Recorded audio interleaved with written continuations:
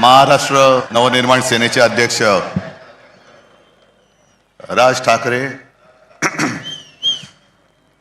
राष्ट्रवादी काँग्रेसचे नेते आणि आमचे मित्र जयंतराव, व्यासपीठावरील सर्व जे उद्या मुंबईचं रक्षण करणार आहेत ते भावी नगरसेवक आणि तिन्ही पक्षाचे मान्यवर नेते आणि जमलेल्या माझ्या तमाम हिंदू बांधवांनो, भगिनींनो आणि मातांनो,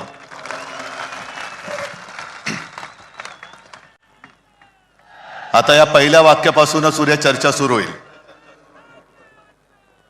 की राज मराठी बांधवांनो, भगिनींनो आणि मातांनो म्हणाले आणि उद्धव ठाकरे हिंदू बांधवांनो, भगिनींनो मातांनो म्हणाले. अहो, हेच तर आमचं म्हणणं आहे. कारण मुंबई महानगरपालिकेची निवडणूक सुरुवात कोणी केली, महापौर कोण होणार, त्यांनी सुरुवात केली आणि आम्ही म्हणतो मराठी महापौर होणार,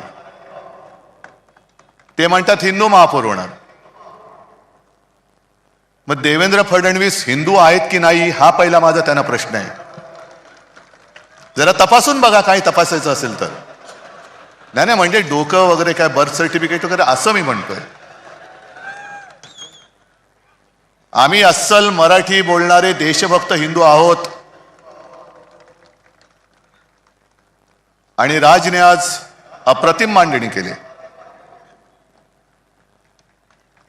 राज, तू जे सांगितलं की पोट भरून जेवण तुम्हाला देणार आहे, आता एवढं पोट भरल्यानंतर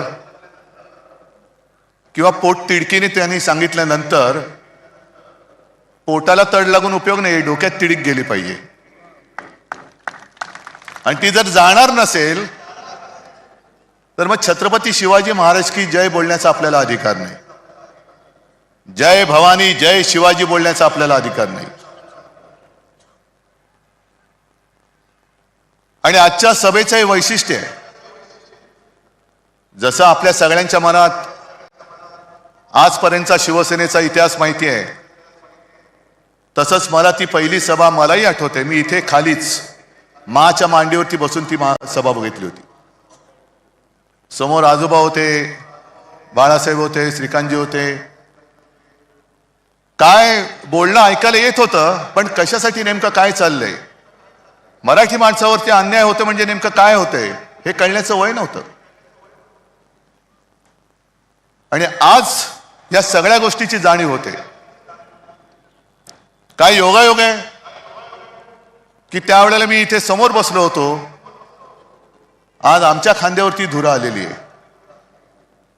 आज सगळ्यांना कळलं असेल की ठाकरे बंधू एकत्र का आले. आणि जयंतराव, भावकी एक झालेली आहे, आता गावकी पण एक होते.